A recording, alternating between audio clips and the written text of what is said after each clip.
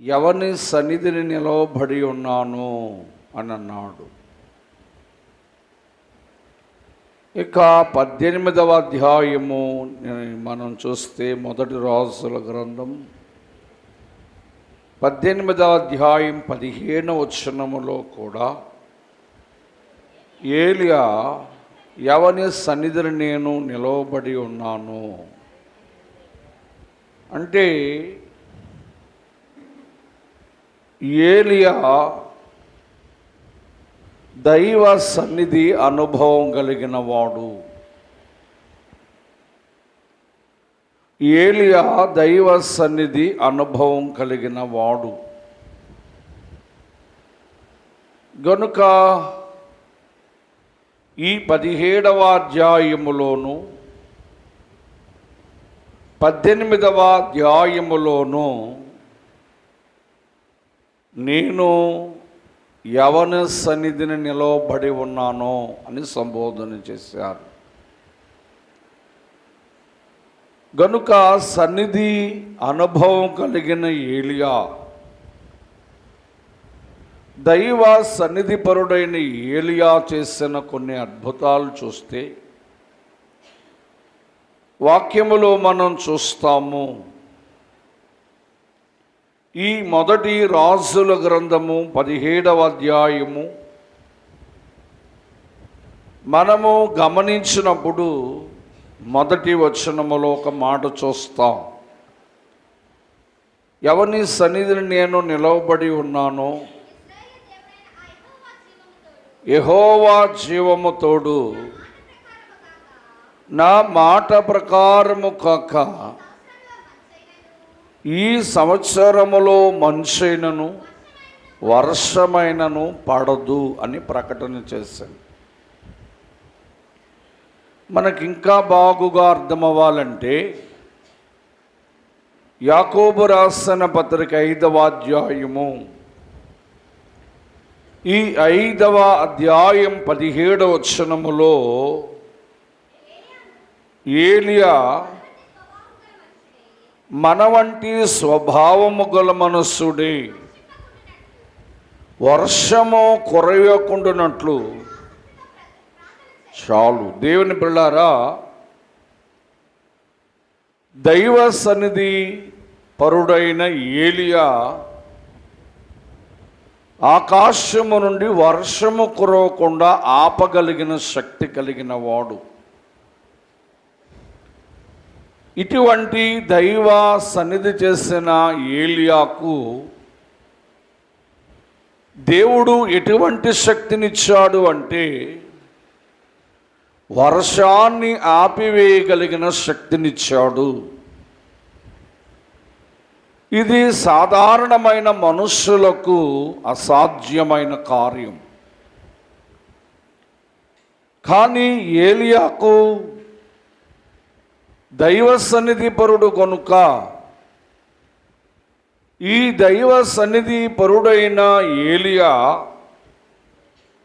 3.5 సంవత్సరములు వర్షమును ఆపివేసిన వాడై ఉన్నాడు.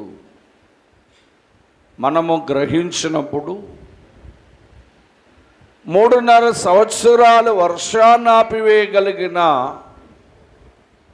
అంతటి శక్తి ఏలియాకు ఎలా వచ్చింది అంటే దైవ సన్నిధి. దేవుని బిడ్డలారా, ఇక రెండోదిగా ఈ 17వ అధ్యాయము 14-16 వచనాల వరకు చూస్తే భూమి మీద వర్షము కురిపించు వరకు ఆ తొట్టెలో ఉన్న పిండి తక్కువ కాలేదు, బుడ్డిలో నూనె అయిపోలేదు.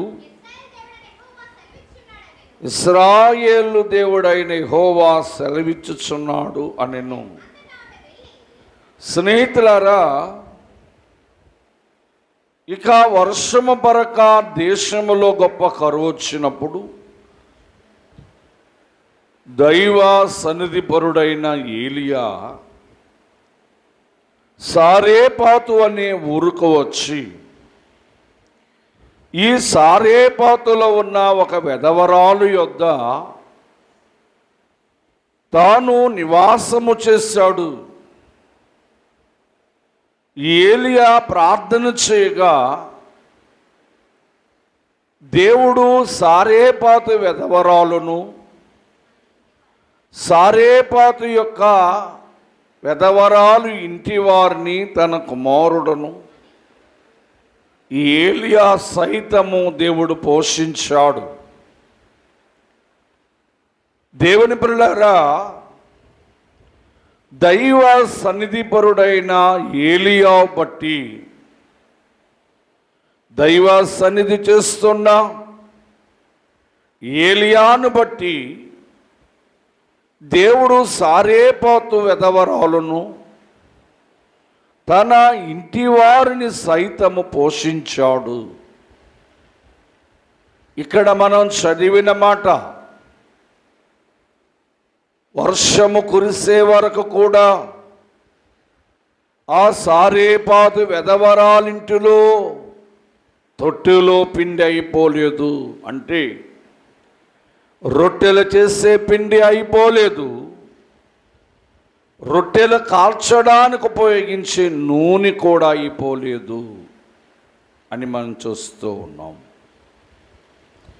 అంటే ఈ దైవ సన్నిధి పరుని ద్వారా దేవుడు సారేపాతు వెధవరాలును తన కుమారుడను దేవుడు పోషించాడు.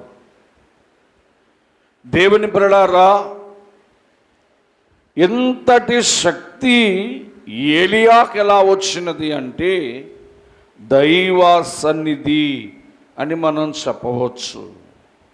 ఇక 17వ అధ్యాయము మనం ఒకసారి చూస్తే 17వ అధ్యాయం 21 నుంచి 22 వచనాలు గమనిస్తాము. ఆ చిన్నవాని మీద గమనించండి, 17 చదువుదాం ఒకసారి. ఆ ఇంటి యజమానురాలి అయిన కుమారుడు రోగి ప్రాణము, గమనించండి, ఈ వెధవరాలు కుమారుడు రోగం వచ్చిందంట. ఈ సారేపాతు వెధవరాలు కుమారునికి రోగం వచ్చి ప్రాణం విడిచిపోయాడు, ప్రాణము పోయింది. ఈ వెధవరాలు వచ్చి దైవజనుడైన ఏలియాకు తెలియచేసింది. అప్పుడు ఏలియా చేస్తున్న పని ఏంటంటే 21వ అధ్యాయము ఆ చిన్నవాని మీద ముమ్మారు తాను పార చూచుకొని, యెహోవా నా దేవా, నా మొర ఆలకించి ఈ చిన్నవాని ప్రాణము మరలా రానిమ్మని దేవుని ప్రార్థింపగా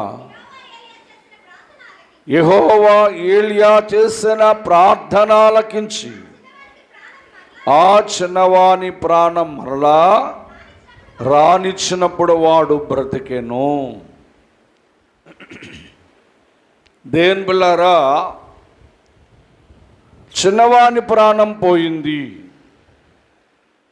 మరి చిన్నవాని ప్రాణం పోయినప్పుడు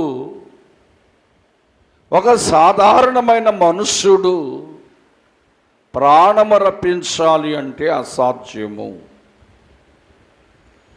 ప్రాణము తీయగలవాడు, ప్రాణము పెట్టగలిగిన వాడు దేవుడొక్కడే గనుక ఈ దైవ సన్నిధి పరుడైన ఏలియా, ఈ దైవ సన్నిధి పరుడైన ఏలియా దేవునికి ప్రార్థన చేయగా చిన్నవాని ప్రాణం మరలా తిరిగి వచ్చిందంట. దేవుని పిల్లలారా, దైవ సన్నిధిలో ఎంత శక్తి ఉన్నదో చూడండి. దైవ సన్నిధి చేసిన ఏలియా వర్షమును ఆపగలిగాడు. దైవ సన్నిధి చేసిన ఏలియా సారేపాతు వెధవరాలిని తన కుమార్తెను పోషించగలిగాడు. దైవ సన్నిధి చేస్తున్న ఏలియా చనిపోయిన చిన్నవాణిని బ్రతికించాడు. ఎంతటి దైవశక్తి ఎక్కడ నుంచి వచ్చింది?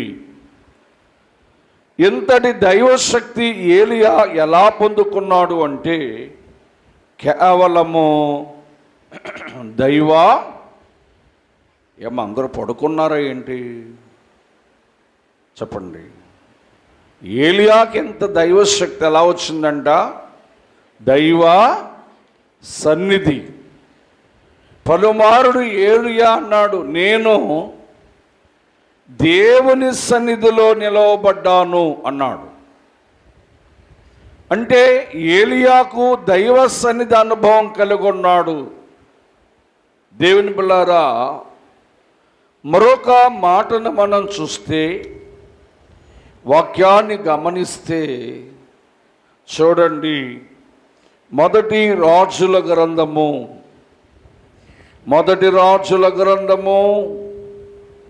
18వ అధ్యాయము 37 నుంచి 39 వచనాలు చూద్దాం. దేవుడు, దేవా నా ప్రార్థన ఆలకించము, యెహోవా నీవే నా దేవుడవనియు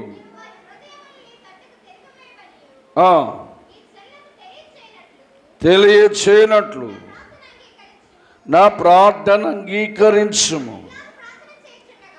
ఏలియా దైవ సన్నిధిలో ఇలాగ ప్రార్థించుచుండగా యెహోవా అగ్ని దిగి దహన బలి పశువులను, కట్టెలను, రాళ్లను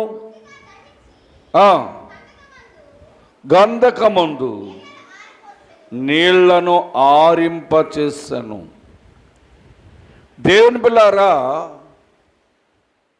ఏలియాకును బయలుదేవ ప్రవక్తలకును ఒక సమయం వచ్చింది. ఏలియా ఏమన్నాడంటే, మీ 450 మంది కలిసి, వారు అన్యదేవతల ప్రవక్తలు, మీరు 450 మంది కలిసి ఒక బలిపీఠమును కట్టి ఆ బలిపీఠం మీద పశువును వధించి పెట్టి మీ దేవతకు మీరు ప్రార్థన చేయండి అన్నాడు. మీ దేవత నిజమైన దేవత అయితే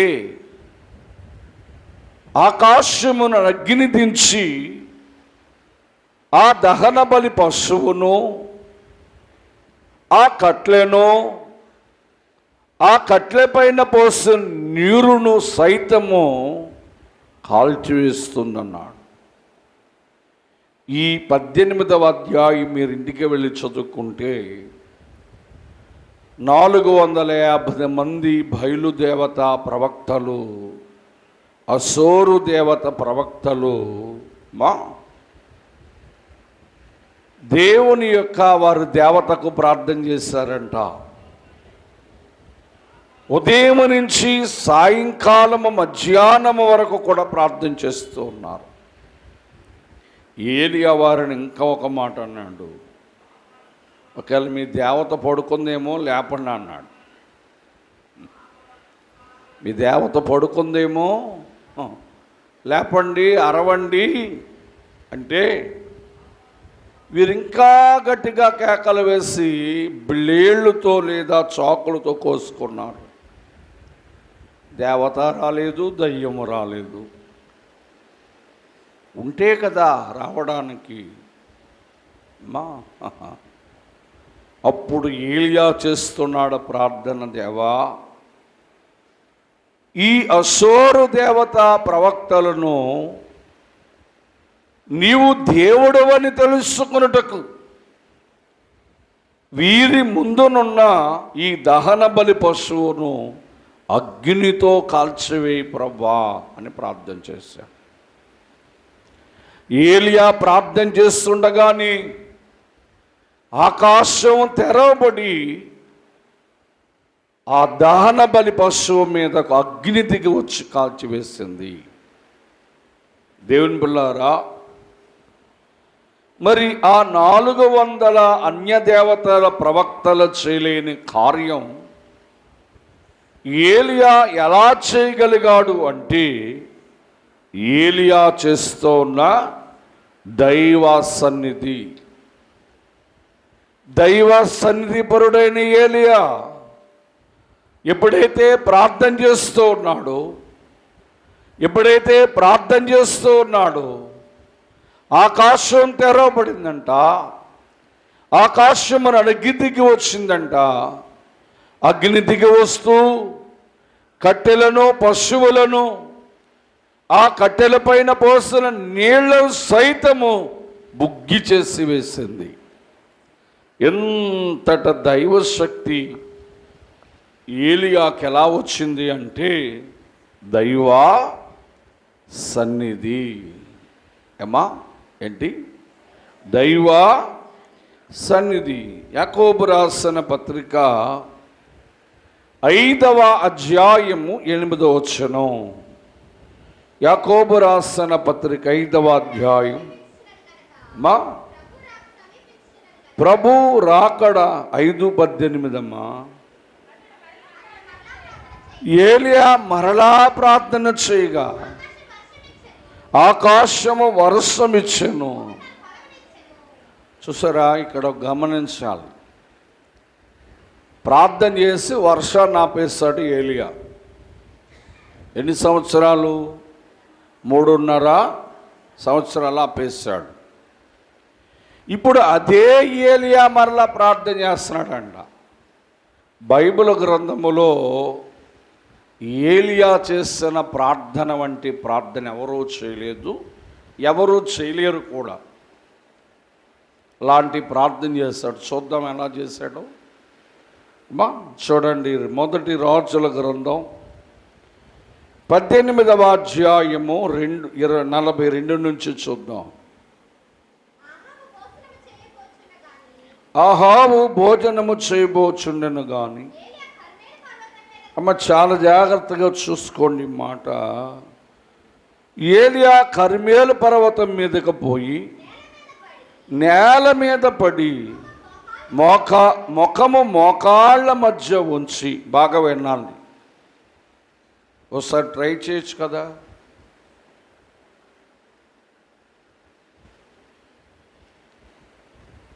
నా మాట అర్థమైందా? ఏలియా కర్మేలు పర్వతం మీదకి వెళ్ళాడు. కర్మేలు పర్వతం మీదకి వెళ్ళి వర్షం కురవాలని ఈ తల తీసుకెళ్ళట మోకాళ్ళ మధ్య నెట్టేశాడు. ఇది చాలా కష్టతరమైన ప్రార్థన. పిల్లరా, ఏలియా తన తలను తీసుకెళ్ళి మోకాళ్ళ మధ్యన పెట్టి కిందకి చదివితే, ఆ తర్వాత అతడు తన దాసుని పిలిచి, నువ్వు పైకి పోయి సముద్రం వైపు చూడగా పారచూచి ఏమీ కనబడలేదు. ఏలియా 7 మార్లు కర్మేలు పర్వతం మీదకు పోయి తల కాళ్ళ మధ్య పెట్టడం అంటే చాలా కష్టమైన ప్రార్థన. ఇంటికి వెళ్ళిన తర్వాత కాస్త ట్రై చేసి చూడండి. ఏమ్మా పిల్లరా, దైవ సన్నిధి చేసిన ఏలియా వర్షమును ఆపివేయగలిగాడు దైవ సన్నిధి వలన. దైవ సన్నిధి చేసిన ఏలియా కర్మేలు పర్వతము పైన మోకాళ్ళ మధ్యను తన ముఖమును పెట్టుకొని 7 మారులు దైవ సన్నిధి చేయగానే వర్షము మరలా కురవడము ప్రారంభించింది. అంటే వర్షాన్ని కురిపించగలవాడు, వర్షాన్ని ఆపివేయగలవాడు ఎవరు అంటే ఏలియా. ఏలియాకు వర్షాన్ని ఆపివేయగలిగిన శక్తి, ఏలియాకు వర్షమును కురిపించే శక్తి ఎక్కడి నుంచి పొందుకున్నాడు అంటే దైవ సన్నిధి అని మనం గ్రహించాలి. దైవ సన్నిధి. మరో మాట చూస్తే 18వ అధ్యాయము 45 నుంచి 46 వచనాలు చూద్దాం. అంతటా ఆకాశ మేఘముతోను గాలితోను కారు కమ్మెను. ఆహాబు రథమెక్కి యెహోవా హస్తము ఏలియాను బలపరచగా అతడు నడుము బిగించుకొని ఆహాబు రథము కంటే ముందుగా పరిగెత్తుకుపోయి. ఏమిటి, ఏమర్థమైంది ఈ మాటలో మీకు? బైబిల్ చదివిస్తూ ఉంటాం కానీ ఆ బైబిల్లో ఉన్న మర్మాన్ని పట్టుకోవాలి మనం. ఆహాబు రాజు గుర్రం ఎక్కాడు, గుర్రం బండి ఎక్కాడు. వర్షం పడుతుందని గుర్రాన్ని వేగంగా తోలుతూ ఉన్నాడు. వేగంగా తోడుతూ ఉంటే ఈ కరిమేలు పర్వతంపైన ఉన్న ఏలియాకు దేవుని హస్తము బలపరచుట వలన నడాన్ని బిగించాడంట. ఏం బిగించాడు?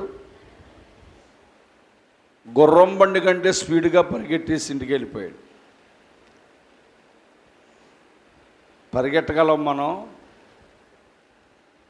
ఏమండి, మన మేరీ రత్నం గారు అడగనారు, ఇంటికాడ గుర్రం ఉంది, ఉందా అమ్మేశారా? వాళ్ళ మనవడు గుర్రం తోలుతుంటాడు.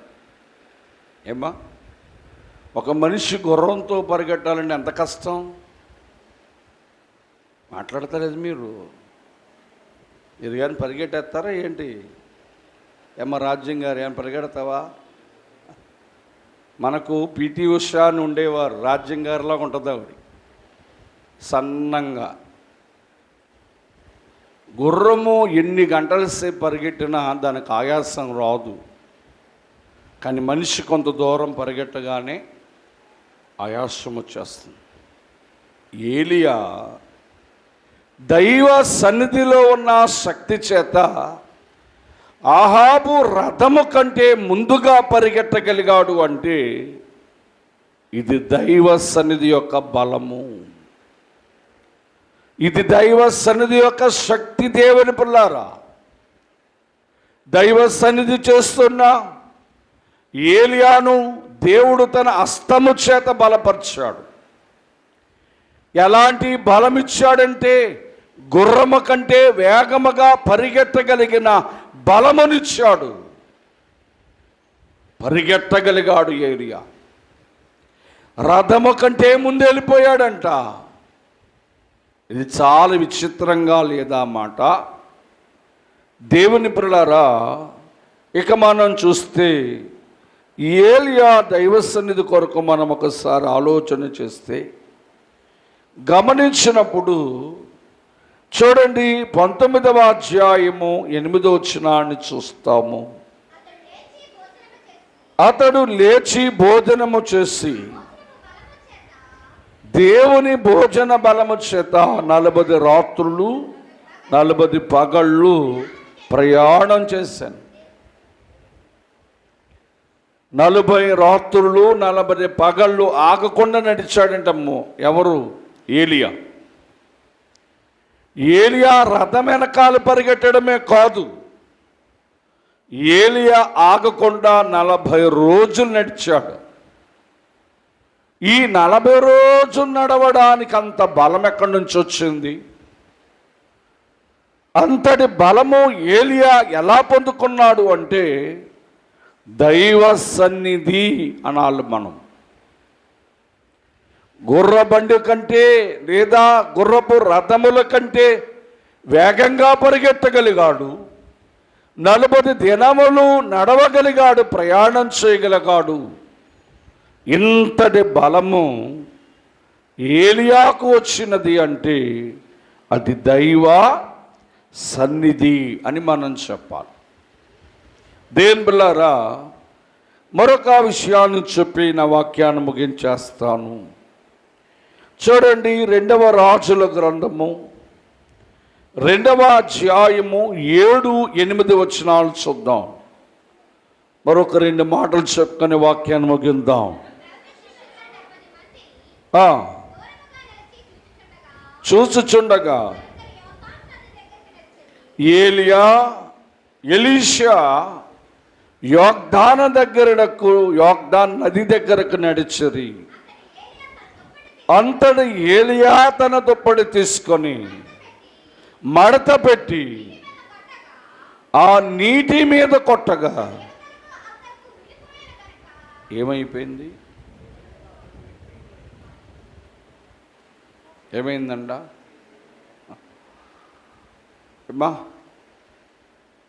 ఇప్పుడు గమనిస్తూ ఉంటే ఎలీషాలు నడుస్తూ ఉన్నారు.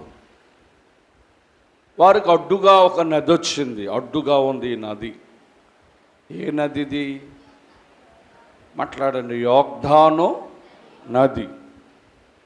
అప్పుడు ఏలియా గారు ఏం చేశాడు అంటే, తన భుజం పైన ఉన్న దుప్పటి తీసి ఆ దుప్పటి మడత పెట్టి యోర్దాను నది నా దుప్పటితో కొట్టాడంట. కొట్టగానే ఈ నది ఏమైపోయింది? 2గా పాయలుగా విడిపోయింది. ఏమండి, ఏలియా ఏమో నదిని పాయలు చేస్తే మోషే ఏమో సముద్రాన్ని పాయలు చేశాడు. బైబిల్లో కొన్ని మాటలు వింటూ ఉంటే చాలా విచిత్రంగా ఉంటుంది. దుప్పటితో కొడితే నది 2 పాయలు అయిపోవడం ఏంటి? కర్రతో కొడితే సముద్రం 2 పాయలు అయిపోవడం ఏంటి అంటే, ఆ కర్రలోని కానీ దుప్పటిలో కానీ ఏమీ లేదు. కానీ నదిని చీల్చిన ఏలియాలో దైవ సన్నిధి శక్తి ఉన్నది. సముద్రాన్ని పాయన చేసిన మోషేలో దైవ సన్నిధి ఉన్నది. దేవుని పిల్లారా, గనుకనే వారు నదులను సముద్రాలను 2 పాయలు చేయగలిగారు. ఆ సముద్రాన్నైనా ఆ నదినైనా వారు పాయలు చేయగలిగారు అంటే, 2గా చీల్చగలిగారు అంటే అది దైవ సన్నిధి అని మనం గ్రహించాలి. ఇవాళ దేవదాసయ్య గారు ఉద్దేశం ఏంటంటే, దైవజనుడి ఉద్దేశం ఏంటంటే, ప్రతి విశ్వాసింటిలో ప్రతి దినము కూడా దైవ సన్నిధిగా కలిగి ఉండాలి. ప్రతి బైబిల్ మిషన్ విశ్వాసులు కూడా దైవ సన్నిధి పరులుగా ఉండాలని దేవదాసయ్య గారి ఉద్దేశం. దేవుని పిల్లారా, ఇక్కడ యోర్దాను నది 2 పాయలుగా పోయింది. మరో మాట చూద్దాం. మా 2వ రాజుల గ్రంథం 2:11. 2వ రాజుల గ్రంథం. ఏలియా ఎలీషాలు ఇద్దరు వెళ్ళుచు మాట్లాడుచుండగా ఇదిగో అగ్ని రథము అగ్ని గుర్రములు వచ్చి కనబడి వారిద్దరిని వేరు చేసి ఏలియా సుడిగాలి చేత ఆకాశమునకు ఆరోహణమాయను. దేవుని స్తోత్రం. ఏమ్మా, గురువుగారు శిష్యుడు వెళ్తున్నారు. గురువుగారి పేరేమో ఏలియా, శిష్యుడి పేరేమో ఎలీషా. వీరిద్దరు కలిసి వెళుతూ ఉన్నారు.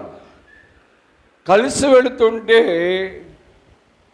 దేవుడు ఆకాశము నుండి అగ్ని రథములు పంపించాడు. అగ్ని రథములు అగ్ని గుర్రాలు వస్తూ ఉన్నాయి. ఈ అగ్ని రథము అగ్ని గుర్రాలు వచ్చి వీరిద్దరు కలిసి ఉన్నారు. బాగా వినాలి, వీరిద్దరూ కలిసే నడుస్తున్నారు. వీళ్ళిద్దరిని ఏం చేశాయంటే వేరు చేసి, వాళ్ళిద్దరిని ఏం చేశాయి? వేరు చేసి ఏలియాను అగ్ని రథములు, అగ్ని గుర్రములు ఆరోహణం చేస్తూ ఉన్నాయి.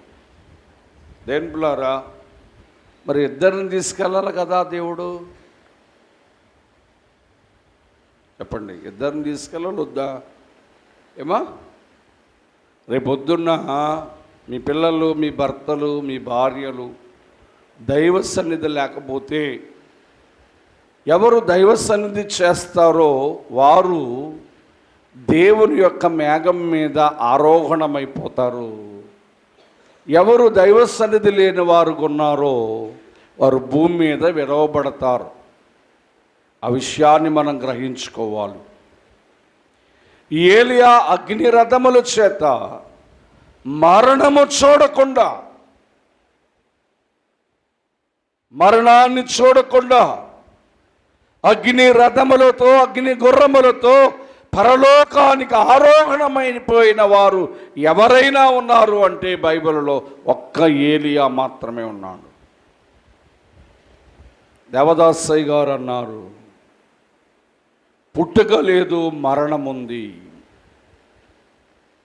పుట్టుక లేదు, మరణముంది. తల్లి గర్భములోంచి పుట్టలేదు కానీ మరణించాడు అన్నారు. ఇతడు ఎవరు అంటే ఆదాము.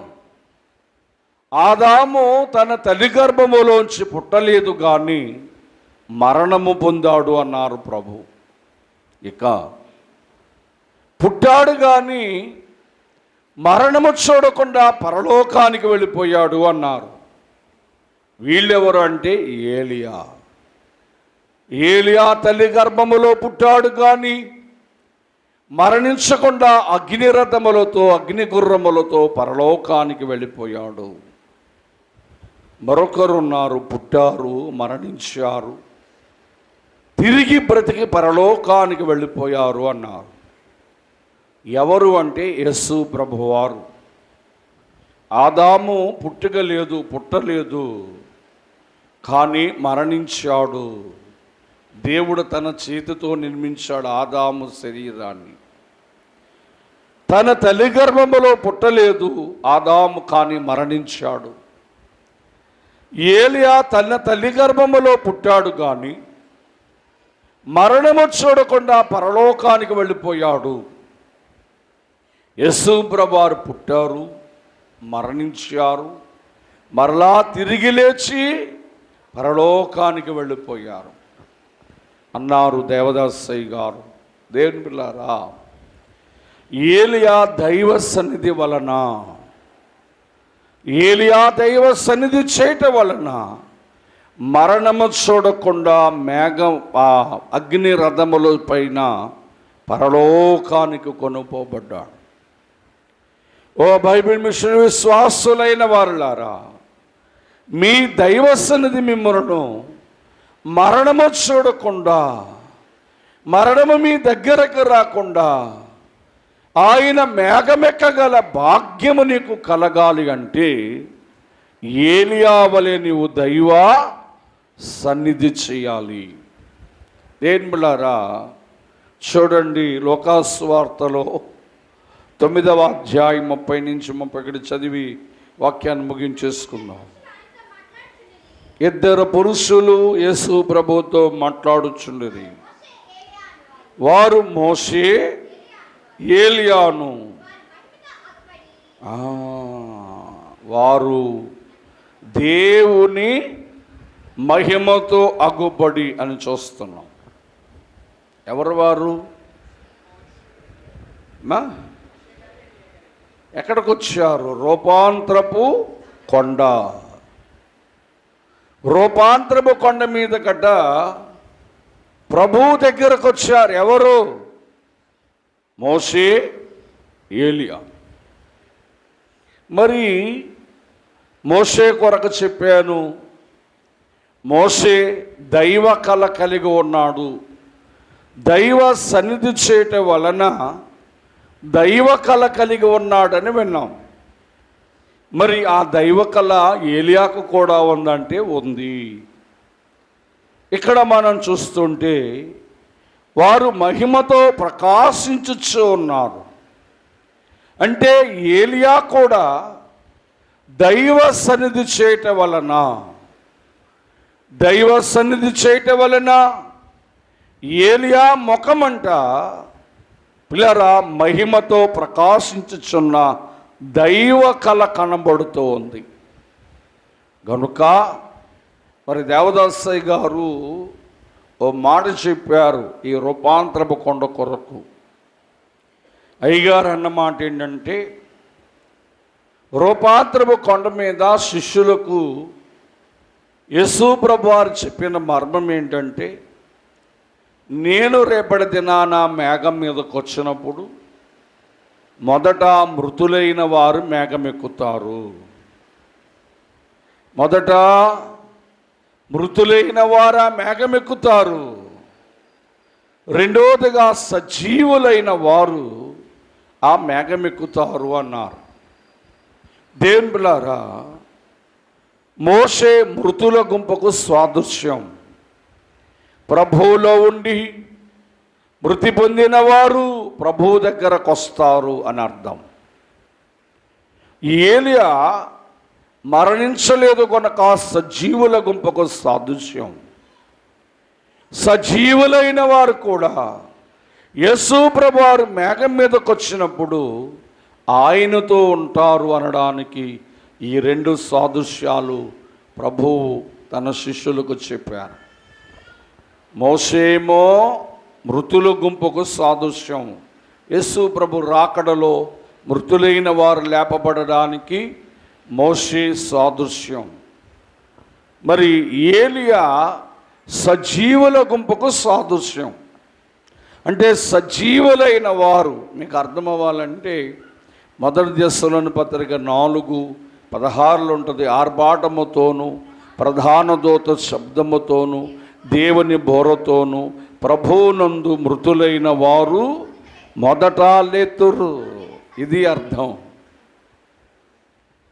యేసు ప్రభువారు ఆర్భాటముతో ప్రధాన దూత శబ్దముతో మేఘం మీదకి వచ్చినప్పుడట క్రీస్తులో ఉండి మృతులైన వారు మొదట లేపబడి మేఘమెక్కిపోతారు. ఆ మీదట సజీవులమైన మనము మేఘమెక్కిపోతాం. ఈ రెండు అర్థాలు చెప్పడానికి ఆ ఇద్దరు భక్తులు మేఘం మీదకు వారు రూపాంతరపు కొండ మీదకు వచ్చారని మీకు తెలియచేస్తూ ఉన్నాను. దేవుని పిల్లారా, ఏలియాకి ఎంత దైవశక్తి ఎక్కడి నుంచి వచ్చింది అంటే, చెప్పండి ఏం చేయాలా? సన్నిధి చేసుకోకుండా దైవ సన్నిధి చేసుకోకుండా ఉంటే నువ్వు సతికల పడతావు. దైవ సన్నిధి అంటే వెళ్ళిపోయి గుడగుడ అని ప్రార్థన చేయడం కాదు. ఇమ్మా చెప్పాను మీకు, శుక్రవారం వస్తే దైవ సన్నిధి ఎలా చేయాలో నేర్పిస్తానన్నాను. నువ్వు నేర్చుకోకపోతే ఇంకెన్నడూ కూడా నీకు దైవ సన్నిధి అనుభవం రాదు. కనుక దేవుని కృపను బట్టి అనేక మాసాలు అనేక ప్రసంగాలలో దైవ సన్నిధి కొరకు వింటూ ఉన్నాం. మరి ఇవాళ నేను అనుకున్నాను లాజరు కొరకు చెప్పాలి అనుకున్నాను. కానీ ప్రభు ఎందుకో ఏలియా దైవ సన్నిధి కొరకు వివరించమన్నారని వివరిస్తూ ఉన్నాను. ఈ మాటలు ప్రభు దీవించునుగాక. పరలో